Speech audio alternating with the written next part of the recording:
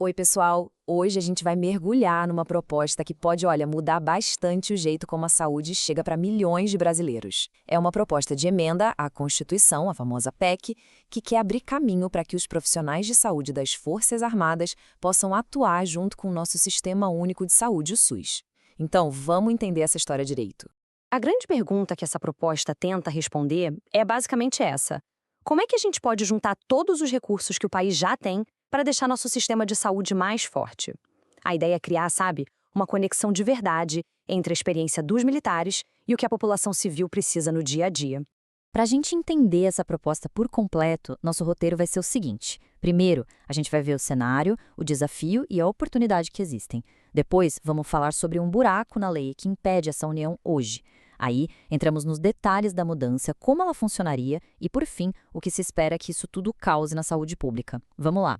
Então, começando pelo começo. De um lado, a gente tem um direito garantido na Constituição. Do outro, um desafio gigantesco de logística e de estrutura para fazer esse direito valer. Isso aqui é a base de tudo, né? A nossa Constituição de 1988 deixa claro: saúde é um direito universal e o SUS é a ferramenta que o Estado tem para cumprir essa missão. Só que garantir esse direito num país do tamanho do Brasil, bom, é uma tarefa monumental. E é aqui que a oportunidade aparece com tudo. Pensa só, de um lado, o SUS rala para conseguir levar atendimento para lugares mais isolados, fica super sobrecarregado quando acontece algum desastre e precisa daquela força extra em campanhas gigantes como as de vacinação, a gente viu isso na pandemia, em resgates. Do outro lado, as Forças Armadas têm profissionais de saúde super qualificados, uma capacidade de logística e de resposta rápida que, nossa, todo mundo reconhece. A proposta quer justamente fazer essa ponte entre esses dois mundos. Bom, se a ideia parece tão boa, por que isso já não acontece de um jeito mais organizado, mais estruturado? A resposta, como quase sempre, está na lei, ou melhor, na falta dela. Olha só, já existe uma lei, o Estatuto dos Militares, que até permite que oficiais de saúde trabalhem fora do quartel. O problema é que essa permissão é meio genérica, sabe?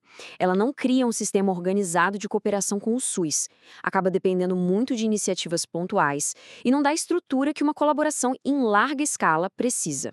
Então, o ponto central é esse aqui.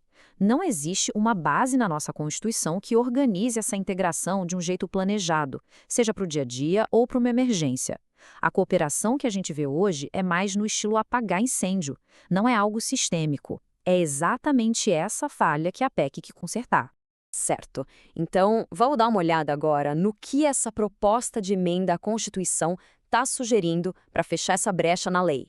De um jeito bem simples de entender, a PEC funciona como uma autorização, um ok da Constituição. Ela basicamente constrói uma ponte legal para que os Ministérios da Defesa e da Saúde possam conversar e trabalhar juntos de maneira oficial, organizada, otimizando tanto gente quanto equipamento.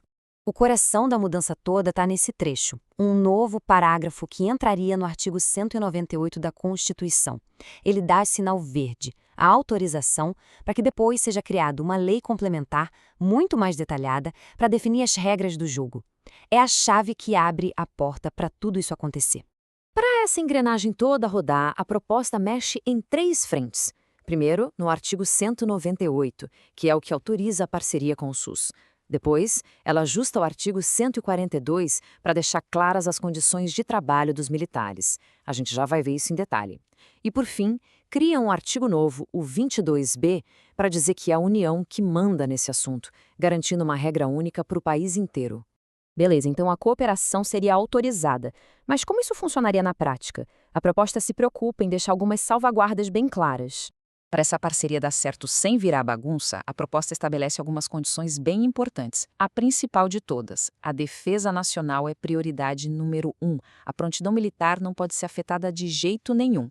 E mais, a proposta também protege os profissionais, garantindo que a atuação seja voluntária ou então por uma convocação prevista em lei, com condições de trabalho justas e, claro, sempre respeitando as regras da carreira deles.